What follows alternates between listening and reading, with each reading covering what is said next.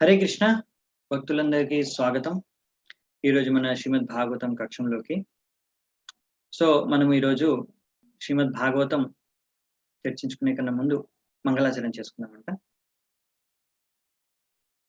ఓం అజ్ఞానతిమిరంధస్య జ్ఞానాంజనాశలాకయా చక్షోరున్మిలితం యేన తస్మై శ్రీ గురవే నమః. श्रीचैतन्यमनोभीष्टं स्थापितं येन भूतले स्वयं रूपः कदा मह्यं ददाति स्वपदान्तिकम्. वन्देऽहं श्रीगुरून् श्रीयुतापदकमलं श्रीगुरून् वैष्णवांश्च श्रीरूपं साग्रजातं सहगना रघुनाथान्वितां तं सजीवं साद्वैतं सावधूतं हरिजनसहितं कृष्णचैतन्यदेवं श्रीराधा कृष्णपादान् सहगणललिता श्रीविशाखान्वितांश्च नमा ॐ विष्णुपादाय कृष्णप्रेष्ठाय भूतले श्रीमते भक्तिवेदान्त स्वामिनिति नामिने.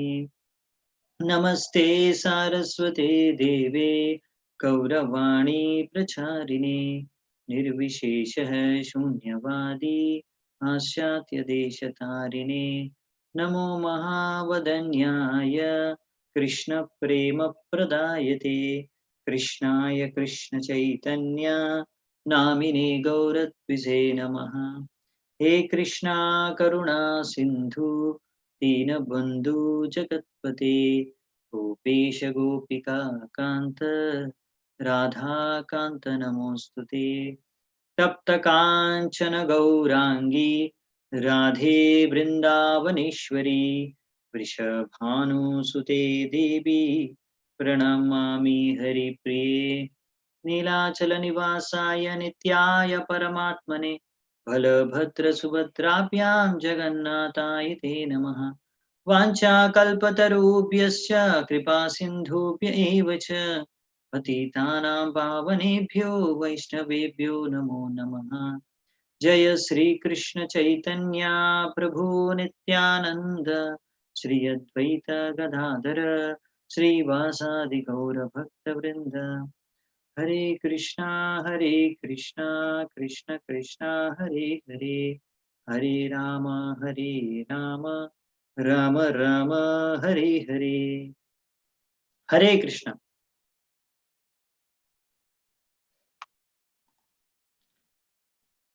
మనం ఈరోజు శ్రీమద్ భాగవతం 2వ స్కందం 1వ అధ్యాయం 29వ శ్లోకం నుంచి ఈరోజు చర్చను ఆరంభిద్దామంట.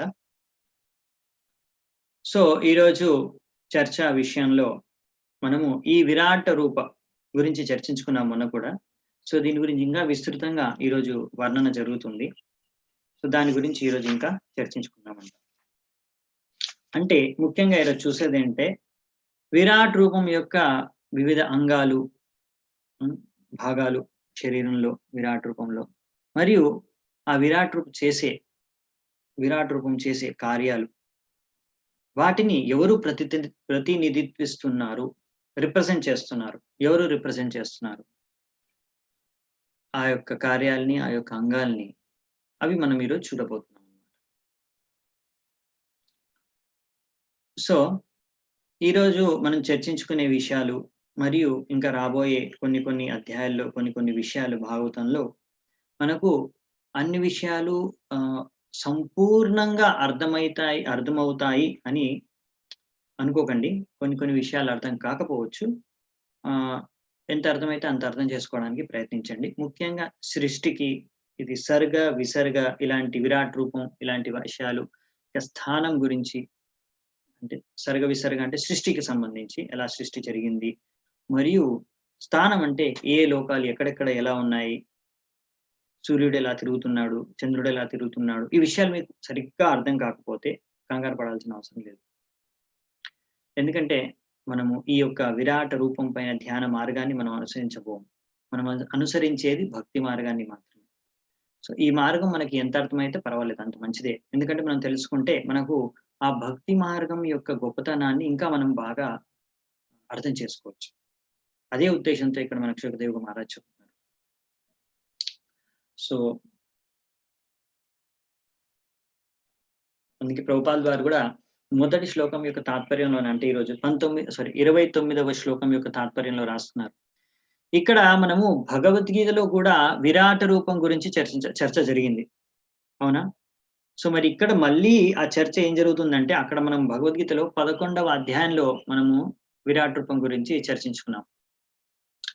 సో, ఇక్కడ దాన్ని ఇంకా విస్తృతంగా చర్చించారు. ఇక్కడే కాదు మళ్ళీ ఇంకో చోట కూడా వస్తుంది మనకి. 3వ స్కందంలో కూడా. సో, మళ్ళీ అక్కడ కొద్దిగా చూస్తాం. ఎందుకు అంటే ఇది చెప్పాం కదా! ఇక్కడ కారణం ఎందుకో ముందే చర్చించుకున్నాము. మరియు ఇక్కడ ఇంకా విస్తృతంగా చర్చ జరుగుతుంది.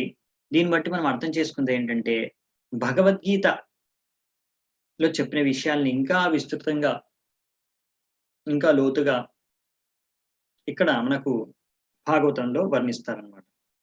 అందుకే భగవద్గీతను గ్రాడ్యుయేట్ స్టడీ అంటే, ఇక్కడ ప్రభుపాల్ వారు రాశారు. భాగవతం అనేది పోస్ట్ గ్రాడ్యుయేట్ స్టడీ. చైతన్య చరితామృతం అనేది పీహెచ్‌డీ. హ్మ్. సో, అలా అన్నమాట. సో, ఈరోజు మనం చూసే విరాట్ రూప చర్చలో మనం చూస్తాం ఏంటంటే, విరాట్ రూపంలోనే అందరూ దేవీ దేవతలు అందరూ ఉన్నారనమాట ఈ రూపంలోపే. మరి ఇలా అందరూ దేవీ దేవతలు విరాట రూపంలో ఉన్నారు కనుక, మీరు విరాట రూపం బయట ధ్యానం చేసి ఆరాధించుకుంటే, అప్పుడు మీరు అన్ని దేవీ దేవతలను ఆరాధించుకున్న వారు అయిపోతారు. మళ్ళీ సెపరేట్‌గా ఒక్కొక్క దేవీ దేవతను ఆరాధించుకోవడం అవసరం లేదు. ఎలాగైతే ఒకసారి చెట్టుకి మూలన మనము నీరు పోస్తే, ఆ నీరు చెట్టు యొక్క ప్రతి కొమ్మకి, ప్రతి పువ్వుకి, ప్రతి ఆకుకి, ప్రతి పండుకి చేరుకుంటుందో, అలాగే మనము ఈ భగవంతుడి పైన కృష్ణుడు గాని, విష్ణువు గాని, రాముడు గాని ఇలా భగవంతుడి యొక్క ఏ విష్ణు అవతారం పైన గాని మనం ధ్యానం చేసుకుంటే సరిపోతుంది. మరి ప్రభుజీ ఇక్కడ విరాట రూపం పైన ధ్యానం చేయమన్నారు. విరాట రూపం గూడా భగవంతుడి యొక్క హ్మ్. డైరెక్ట్‌గా ఎవరైతే భగవంతుడి పైన ధ్యానం చేసుకోలేరో, ఎందుకంటే భగవంతుడిని వాళ్ళు అంగీకరించటం లేదు. కృష్ణుడిని, రాముడిని అంగీకరించటం లేదు భగవంతుడు అని. నారాయణుడిని స్వీకరించట్లేదు భగవంతుడు. అలాంటి వారి కోసం ఈ విరాట రూపం పైన ధ్యానం చేసుకోమని చెప్తారు. ఈ ధ్యాన మార్గంలో గూడా ముందే చెప్పుకున్నాం మనము. 2 లెవెల్స్‌లో ఉంటాయి. ఒకటిది లోవర్ లెవెల్ అన్నమాట ఇది. కింద స్థాయిలో ఇంకా ఆసక్తితో కూడుకున్న యోగులకు ఈ మార్గాన్ని అనుసరించమని చెప్పారు. మనం ఇంకా వచ్చే అధ్యాయం అంటే రేపే చూస్తాం. రేపు, ఎల్లుండి చూసే అధ్యాయాల్లో రేపు నుంచి చూసే వచ్చే 2వ అధ్యాయం నుంచి పరమాత్మ పైన ఎలా ధ్యానం చేసుకోవాలి. మీరు ఇంతకుముందు విన్నారు గదా! ధ్యానం అన్నప్పుడు పరమాత్మను మనం ధ్యానం చేస్తాం కదా! ముందు చదువుకున్నాం గదా! అవును. అది కొంచెం ఉన్నత స్థాయిలో ఉన్న యోగులకనమాట. అడ్వాన్స్డ్ లెవెల్ అది. దాని గురించి కూడా మనకి సుఖదేవ్ గోస్వామి వారు నెక్స్ట్ అధ్యాయంలో వర్ణిస్తారనమాట. ఇవి 2 కలుపుకొని కూడా మళ్ళీ మనం ఒకసారి ఫైనల్ కంక్లూజన్ కూడా చూద్దామంట 3వ అధ్యాయం తర్వాత. సో, ఇప్పుడు మనం ఈరోజు అధ్యాయాన్ని ప్రారంభించబోతున్నాము. ఈరోజు నేను ఒక ఇంగ్లీష్‌లో ఉంటుంది ప్రెజెంటేషను. అది నేను ఇంగ్లీష్‌లో చూపిస్తాను. ఎందుకంటే నాకు తెలుగు రాయడం చాలా వీక్ నేను. మిస్టేక్స్ ఉంటాయి చాలా. అందుకే నేను తెలుగులో అనువాదం చేయడం నాకు చాలా కష్టం. అందుకే నేను ఇంగ్లీష్‌లోనే పెట్టాను. నాకు తెలిసి చాలా మంది ఇక్కడ బేసిక్ ఇంగ్లీష్ కొద్దిగా అర్థమవుతుందనుకుంటున్నాను. ఒకవేళ మీకు అర్థం కాకపోతే నన్ను క్షమించండి. మీరు తెలుగు డిక్షనరీ కానీ మీ మీ దగ్గర తెలుగు భాగవతం ఉంటే చాలా మంచిది. తెలుగు భాగవతంలో చూసుకోవచ్చు. దాని అనువాదాలన్నీ ఉంటాయి మీకు. పదాల యొక్క అనువాదాలు. సో, మీరు తెలుగు భాగవతం దగ్గర పెట్టుకోండి. భాగవతం దగ్గర పెట్టుకొని వింటున్నా, తర్వాత చదువుకున్నా మన లెక్చర్ ఎలాగో రికార్డ్ ఉంటుంది కాబట్టి చూసుకున్నా మీకు అర్థమైపోతుంది. ఓకే. కొన్ని పదాలు ఒకవేళ మీకు ఇప్పుడే అర్థం కాకపోతే మళ్ళీ మనము ఎప్పుడైతే లైక్ మహత్తత్వం అంటే ఏంటి బ్రో? అది ఇప్పుడు మనకు తెలియకపోవచ్చు. మనము ఇంకో అధ్యాయాలు నేర్చుకుంటున్నప్పుడు సృష్టికి సంబంధించిన విషయాలు చదువుకుంటున్నప్పుడు అవన్నీ విషయాలు మనం మళ్ళీ తెలుసుకుందాం. ఓకేనా? సో, మనం ఇప్పుడు ఈరోజు ప్రెజెంటేషన్ స్టార్ట్ చేద్దామంట.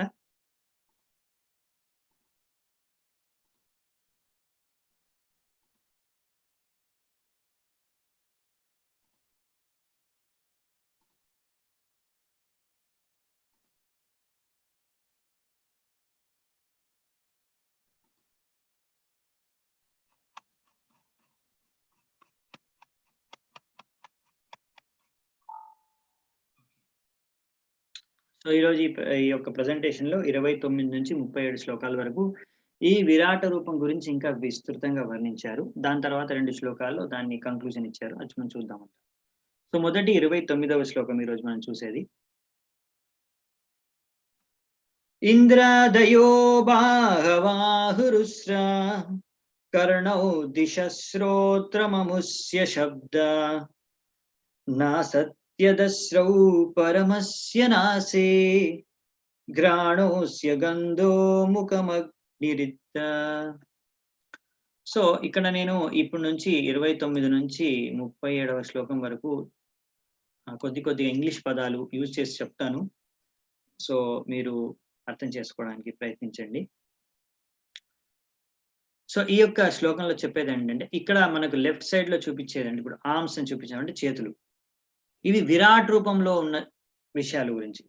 లెఫ్ట్ సైడ్‌లో మనకి ఎడమ వైపు చూపించే, అంటే మీకు ఎడమ వైపే కనిపిస్తుంది అనుకుంటాను. ఇప్పుడు నాకు చూపించేది ఆర్మ్స్ అంటే చేతులొచ్చేసి విరాట్ రూపంలో ఉన్న చేతులుని ఈ యొక్క రిప్రజెంట్ ఎవరు చేస్తున్నారంటే దేవతలు. ఇంద్రుడితో సహా మిగతా దేవతలందరూ ఇక్కడ విరాట్ రూపంలో ఉన్న చేతుల్ని రిప్రజెంట్ చేస్తున్నారు. అలాగే ఇయర్స్ అంటే చెవులు. గ్రాస్ ఇయర్స్ అని ముఖ్యంగా రాశారు. ఎందుకంటే మనకి చెవులు కనిపించే చెవు అనమాట. మనకి యాక్చువల్లీ మీకు ముందు కూడా చెప్పాను నేను. మనకి స్థూల శరీరం ఉంటుంది. గ్రాస్ అంటారు. గ్రాస్ అంటే స్థూల శరీరం. మనకు కనిపించేది కళ్ళకి. మనకు కనిపించని ఇంకో శరీరం ఏంటంటే సూక్ష్మ శరీరం. ఆ సూక్ష్మ శరీరం ఇంకొకటి మనం వచ్చేసి ఆత్మ. సో, ఈ ఆత్మ అనేది స్థూల మరియు సూక్ష్మ శరీరాల్లో నివసించి ఉంటుంది. సో, అలా అన్నమాట. సో, స్థూల శరీరంలో కనిపించే ఆ గ్రాస్ ఇయర్స్‌ని, ఆ విరాట్ రూపక గ్రాస్ ఇయర్స్ రిప్రజెంట్ చేసేది దిగ్దేవతాస్. దిగ్దేవత అంటే దిశాలు. దిక్ అంటే దిక్కులు. ప్రతి దిక్కుకో దేవత ఉంటుంది. అలా దిగ్దేవతాస్ మరియు ఆర్గన్ ఫర్ హియరింగ్. మనందరికీ చెవు ఉంటుంది కదా, ఆ చెవుని. So, they represent the gross ears of Virat Rupa. Similarly అలాగే విరాట్ రూపకు కూడా సటల్ ఇయర్స్ ఉంటుంది. సూక్ష్మ చెవులు. సూక్ష్మ శరీరంలో సూక్ష్మ చెవులు, సటల్ ఇయర్స్. వాటిని రిప్రజెంట్ చేసేది సౌండ్ భౌతిక ప్రపంచం. నాస్ట్రిల్స్ అంటే నాసిక. గ్రాస్ గ్రాస్ అంటే స్థూలం. అశ్విని కుమారాస్ మరి organ for smelling of living entity. అలాగే ఆర్గన్ ఫర్ స్మెల్లింగ్ అందులో సటల్ నాస్ట్రిల్స్ అంటే మళ్ళీ సూక్ష్మ. స్థూల అయిపోయింది సూక్ష్మ. విరాట్ రూపంలో ఉన్న ఇక్కడ భౌతిక ప్రపంచంలో రిప్రజెంట్ చేసేది ఫ్రాగ్రెన్స్. మౌత్ అంటే నోరు రిప్రజెంట్ చేసేది బ్లేజింగ్ ఫైర్, అగ్ని. సో, ఇది ఓన్లీ 29వ శ్లోకం. ఇలా ఒక్కొక్క శ్లోకంలో ఎన్నో విషయాలు విస్తృతంగా వర్ణించారు. సో, మనం చూసుకుంటూ వెళ్దామంట. సో, ఇందులో దీనికి పెద్దగా తాత్పర్యాలు వర్ణన అనేది పెద్దగా ఏముండదు. సో, నెక్స్ట్ 30వ శ్లోకం చూద్దాం ఇప్పుడు. సారీ.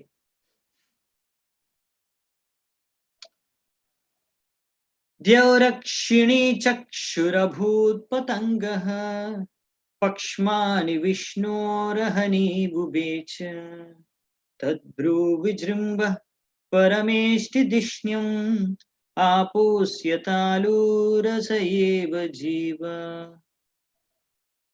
సో, ఇక్కడ ఏం చెప్తున్నారంటే ఇంకా కొన్ని విషయాలు చెప్పారు. ఇప్పుడు చూసే విషయాలు, చూడబోయే విషయాల్లో కొన్ని మీకు అర్థం కాకపోవచ్చు. ముందే చెప్పాను. లేకపోతే కొన్ని మీకు అనిపించొచ్చు. ఇలా ఎలా సాధ్యం? ఇది ఎలా సాధ్యం? నా తెలివికి అర్థం కావట్లేదని. సో, ప్రభుపాద వాళ్ళు రాస్తారు, కామన్ సెన్స్ అంటే సామాన్య బుద్ధి. మీ కామన్ సెన్స్ ఇంపర్ఫెక్ట్. ఇది ఎప్పుడు ఇంపర్ఫెక్టే. ఇదేం పర్ఫెక్ట్ కాదు కామన్ సెన్స్. కానీ శాస్త్రాల్లో ఇచ్చిన విషయాలు మాత్రం పర్ఫెక్ట్ అండ్ కంప్లీట్ అని చెప్పారు ప్రభుపాద. సో, దాన్ని అలా మీరు గ్రహించాలి. శాస్త్రాల్లో ఉన్న విషయాల్ని. కొన్ని విషయాలు మనకు అర్థం కావని ముందే చెప్పాను. సో, ఎంత వీలైతే అంత అర్థం చేసుకోవడానికి ప్రయత్నించండి. ఒకవేళ కొద్దిగా అర్థం కాకుండా కంగారు పడాల్సిన అవసరం ఏం లేదు. చెప్పాను కదా ముందే మనకి. సో, ఇది ప్రభుపాద ద్వారా ఇక్కడ రాశారనమాట. సో, ఇప్పుడు మనం చాలా విషయాలు చూడబోతున్నాము. సో, నేను అన్ని విషయాలు ఇంకా విస్తృతంగా వర్ణించే సంభవం ఇక్కడ లేదు.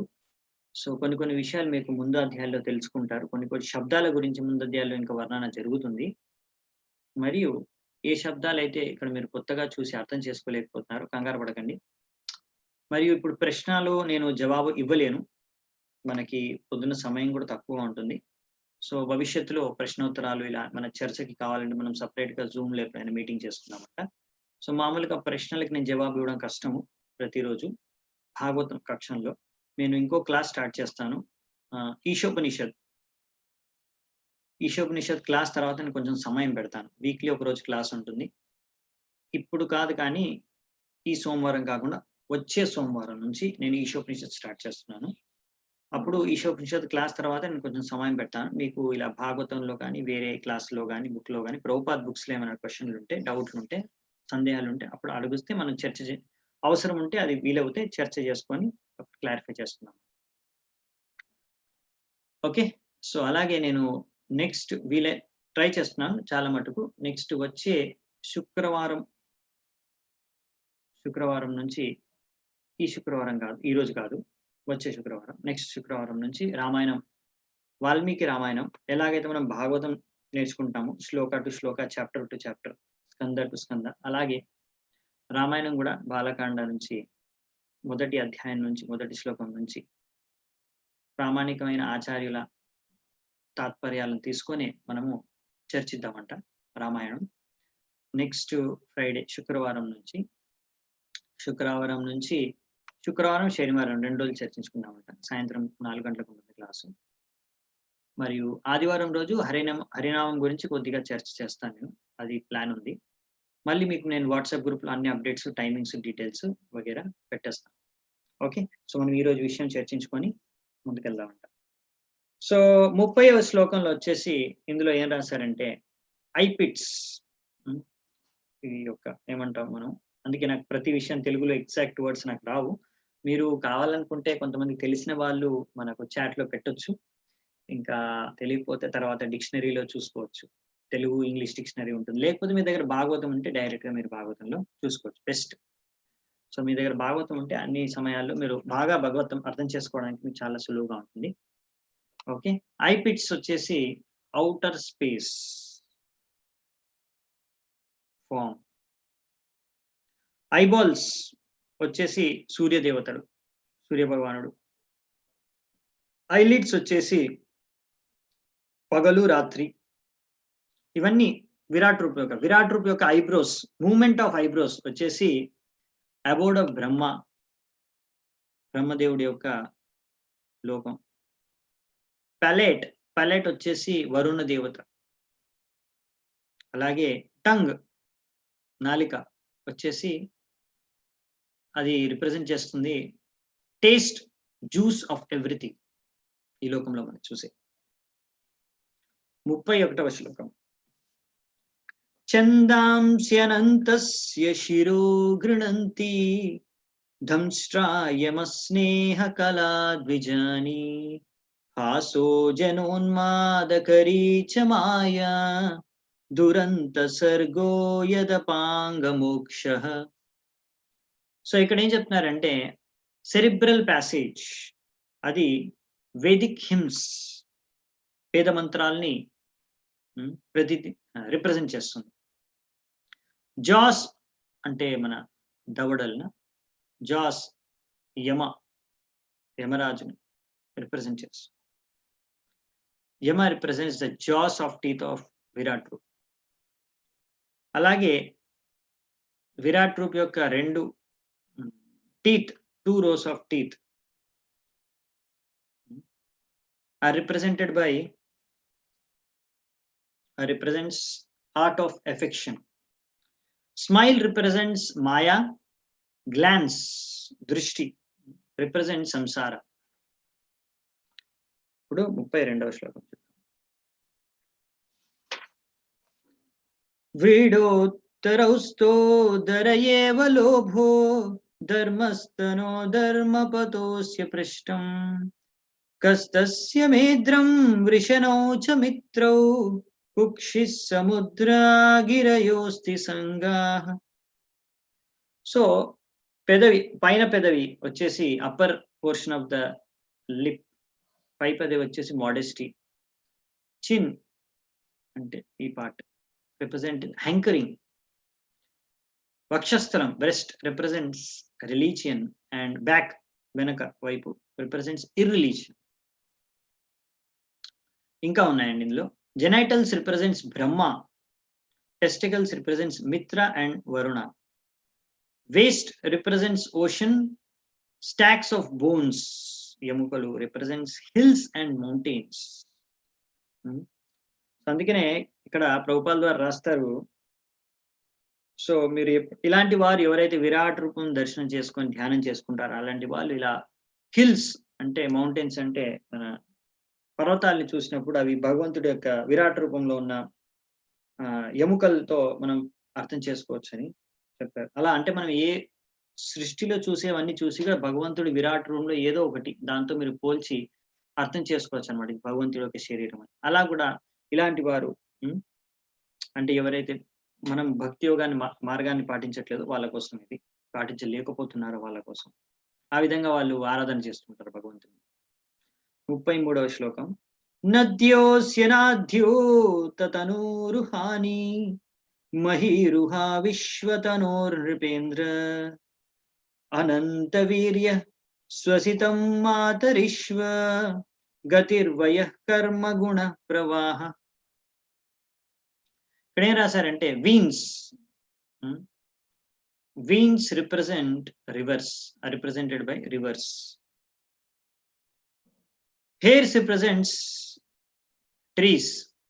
Breath represents wind with prowess of Anantashesh. His movement, Virat Rupa యొక్క movement represents passing of ages, and his activities, ఆయన కార్యాలు represents reactions of 3 modes of material nature. 3 గుణాల యొక్క కార్యాలు, ప్రతిక్రియలు. 34వ శ్లోకం. ఈశస్య కేశాన్ విదురంబువాహాన్ వాసస్తు సంధ్యాం కురు వర్య భూమ్నః అవ్యక్తమాహుర్ హృదయం మనశ్చ సచంద్రమా సర్వ వికారకోశః. హెయిర్ ఆన్ ద హెడ్, జుట్టు, కేశాలు. క్లౌడ్స్, మబ్బులు, మేఘాలను రిప్రజెంట్ చేస్తున్నాయి. Dress represents twilight. ట్విలైట్ అంటే సంధ్యాకాలంలో సూర్యాస్తం జరిగిన సమయంలో ఉండే వెలుతురు, అలా లైట్ ని ట్విలైట్ అంటారు. Twilight. Intelligence represents supreme cause of metal creation. Mind represents moon, the reservoir of all changes, చంద్రుడు. 35వ శ్లోకం. విజ్ఞాన శక్తిం మహిమామనంతి సర్వాత్మనోంతఃకరణం గిరిత్రం అశ్వాశ్వతర్యుస్త్రగజానకాణి సర్వే మృగా పశవశృణోని దేశే. 35వ శ్లోకంలో ఇచ్చారు కాన్షియస్నెస్ అంటే చిత్త. చిత్త ఇస్ రిప్రజెంటెడ్ బై మహత్తత్వ. ఈగో, అహంకారం, represented by Rudradev. Nails represented by horse, mule, camel and elephant, and hips are represented by wild animals and all quadrupeds. Wild animals అంటే క్రూర మృగాలు మరియు క్వాడ్రూపెడ్స్ అంటే 4 పాదాల్లో పైన నడిచే జీవులు అన్నమాట. ఇంకా మిగతావి. 36వ శ్లోకం వచ్చేసి వయాంసి తద్వ్యాకరణం విచిత్రం మనుర్మనీషా మనుజో నివాస గంధర్వ విద్యాధరచారణాప్సర స్వరస్మృతిరాశుర్ణీక వీర్య. So masterful artistic sense. This is represented by birds, పక్షులు. Standard intelligence is represented by Manu. Residence is represented by humanity, and musical rhythm is represented by Gandharvas, Vidyadharas, Charanas and Apsaras వీరందరూ. Prowess is represented by demoniac soldiers. Next we will see 37th verse, last verse ఈ sequence లో. బ్రహ్మాననం క్షత్రభుజో మహాత్మా విడూరురంగ్రీశ్రిత కృష్ణవర్ణః నానాభిధాభీజ్య గణోపపన్నో ద్రవ్యాత్మకః కర్మ వితాన యోగః. ఇప్పుడు వచ్చేసి విరాట్ పురుషు యొక్క face, ముఖం represents Brahmanas. Virat పురుషు యొక్క face వచ్చి బ్రాహ్మణాస్, ఆర్మ్స్ చేతులు వచ్చేసి క్షత్రియాస్, థైస్ తొడలు వచ్చేసి వైశ్యాస్, మరియు కాళ్ళు వచ్చేసి శూద్రాస్.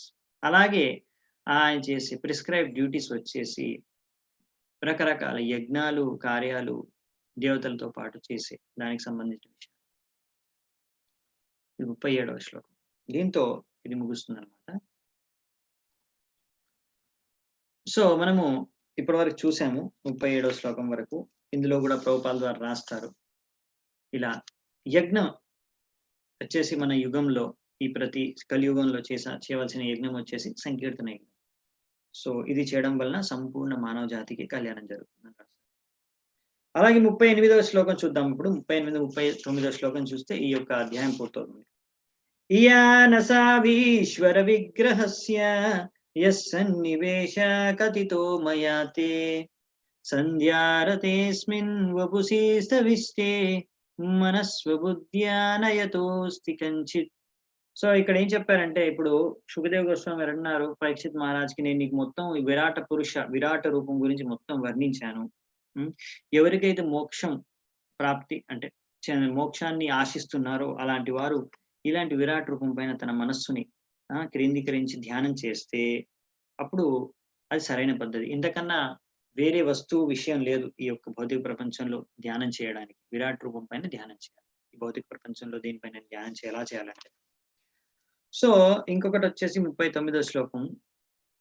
సర్వదివృత్యనుభూత సర్వ ఆత్మా యథా స్వప్న జనేక్షితైక తం సత్యమానంద నిధిం భజేత నాన్యత్ర సజ్జేది యత ఆత్మపాత. ఇక్కడ ఏం రాశారంటే, ఇలా ఒక వ్యక్తి తన మనస్సుని భగవంతుడి పైన ఇలా విరాట రూపం పైన ధ్యానం చేయాలని చెప్పారు. సో ఇలా విరాట్ రూపం మొత్తం అన్నిటిపైన అన్ని విధాలుగా వ్యాపించి ఉన్నాడు. సో ఇలాంటి విరాట్ రూపం పైన ధ్యానం చేయడమే సరైన పద్ధతి. అలా కాకుండా మనకు మనసు తోచినట్టుగా ధ్యాన మార్గాన్ని అనుసరించి ఇష్టం వచ్చిన విషయాలు, వస్తువుల పైన ధ్యానం చేసుకుంటే మనకు మనసుకు తోచినట్టుగా అది సరైన పద్ధతి కాదు. దానివల్ల మీకు మోక్షం లభించదు అని ఇక్కడ సుఖదేవ గోస్వామి గారు చెప్తున్నారు. దీంతో మన యొక్క ఈ యొక్క శ్లోకం కూడా పూర్తవుతుంది అన్నమాట. సో మనకు అర్థం చేసుకోవాల్సిన విషయాలు కొన్ని ఇప్పుడు అర్థం చేసుకున్నాం మనము. సో ఇంకా కొన్ని విషయాలు ఇందులో చెప్పినవి కూడా మనకి ఇంకా మళ్ళీ ఇంకో దగ్గర కూడా విరాట్ రూపం యొక్క గురించి వర్ణన అనేది మళ్ళీ వస్తుంది. అప్పుడు మళ్ళీ కొన్ని విషయాలు మనం అక్కడ మనకి కొన్ని అర్థమవుతాయి, క్లియర్ అవుతాయి. సో మళ్ళీ రేపటి నుంచి మామూలుగా మనం ఎలా చర్చించుకుంటామో శ్లోకాలను అలాగే చర్చించుకుంటూ వెళ్దామంట. ఈ రోజు ఒక్కరోజు కొంచెం ఈ ప్రజెంటేషన్ చూపించాల్సి వచ్చింది. అలా మధ్యలో ఎప్పుడైనా అవసరం వస్తే నేను ఇంగ్లీష్ లోనే చూపించగలను. ఇది నేను కావాలంటే మన వాట్సాప్ గ్రూప్ లో కూడా షేర్ చేస్తాను. ఎవరికైనా కావాలంటే ఎవరైనా చేయగలిగితే దాన్ని తెలుగులో కూడా ట్రాన్స్లేట్ చేసి మళ్ళీ గ్రూప్ లో పెట్టొచ్చు వీలైతే, ఎవరికైనా అది చేయగలిగితే. సో నేను పవర్ పాయింట్ ప్రెజెంటేషన్ ని అలాగే పెడతాను వాట్సాప్ గ్రూప్ లో. ఇది వచ్చేసింది. సో మనం రేపు 2వ అధ్యాయాన్ని అంటే నెక్స్ట్ అధ్యాయాన్ని మనం ఆరంభిద్దామంట. సో ఇదండి ఈ రోజు యొక్క విషయం. సో మరి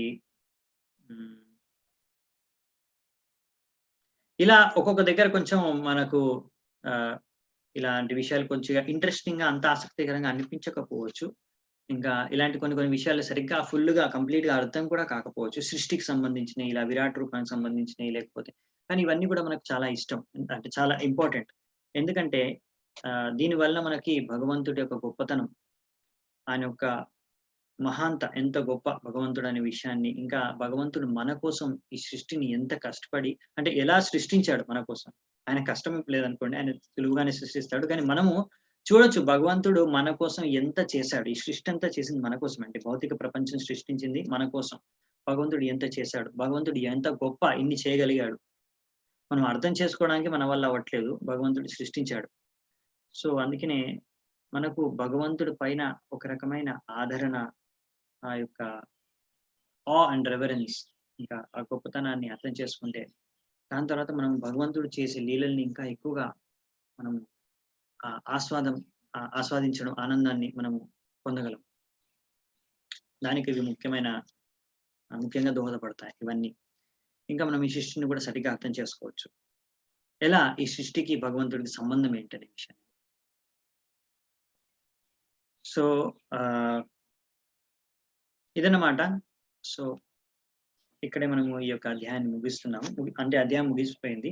మనం వచ్చే అధ్యాయంతో రేపు మళ్ళీ కలుద్దామంట. సో, అందుకే చాలా మంది ఈ యొక్క 2వ స్కందం ముఖ్యంగా ఇలాంటి విషయాలు చర్చించుకోరు. అంటే భాగవతంలో ఓన్లీ ఇలా ఫస్ట్ నుంచి లాస్ట్ వరకి చాలా తక్కువ మంది చర్చిస్తారు. ఎందుకంటే ఇలా కొన్ని అంత ఆసక్తికరంగా ఉండే విషయాలు. భక్తి యోగం గురించి కొన్ని ఇలా ధ్యాన యోగం గురించి గానీ, ఒక్కొక్కసారి సృష్టి గురించి గానీ, అలా ఒక్కోసారి స్థానం గురించి గానీ, ఇలాంటి విషయాలు చాలా మందికి అర్థం కావు సరిగ్గా. లేకపోతే అవి అంత ఆసక్తికరంగా ఉండవు మనస్సుకి, హృదయానికి. అందుకనే చాలా మంది వీటిని చర్చించరు. ఓన్లీ లీలలు మాత్రమే తీసుకొని అవి మాత్రమే చర్చిస్తూ ఉంటారు. క్లాసెస్ తీసుకుంటూ ఉంటారు. కానీ మనము ప్రభుపాదుల వారు చెప్పినట్టుగా ప్రభుపాదుల వారు రాశారు, సుఖదేవ్ గోస్వామి వారు చర్చించారు. సో, మనం కూడా ఇవన్నీ చర్చించుకుంటే మనకు మనస్సు, దేహం ఎంతో శుద్ధీకరణ అవుతుంది. ఇంకా మనం భాగవతాన్ని, ఇంకా లీలలు కూడా ఎంతో బాగా మనము వాటి యొక్క ఆధ్యాత్మికత ఆనందాన్ని వాటి నుంచి పొందగలం. అసలు శ్రీమద్ భాగవతంలో గాని, భగవద్గీత గాని మీరు శ్లోకాల్ని ఉచ్చరించినా సరే, మొత్తం అర్థం చేసుకోకున్నా పర్లేదు. ప్రభుపాదుల వారు రాస్తారు. మీరు ఆ యొక్క శ్లోకాల్ని విన్నా సరే ఎంతో శుద్ధీకరణ జరుగుతుంది. ఎందుకంటే ఇవన్నీ శాస్త్రాల నుంచి వచ్చిన శ్లోకాలు. ఓకే. మనం ఇక్కడ ఈరోజు ఒక విషయాన్ని చర్చను ముగిద్దామండి. చాలా చాలా ధన్యవాదాలు మీ అందరికీ. ఈరోజు మన యొక్క కార్యక్రమంలో పాల్గొన్నందుకు. శ్రీల ప్రభుపాద్ की जय, समवेत गौर भक्त वृंद की जय, ग्रंथराज श्रीमद् भागवतम की जय, अनंत कोटि वैष्णव वृंद की जय, श्रील प्रभुपाद की जय। निताय गौर सीतानाथ प्रेमानंदे हरि हरि।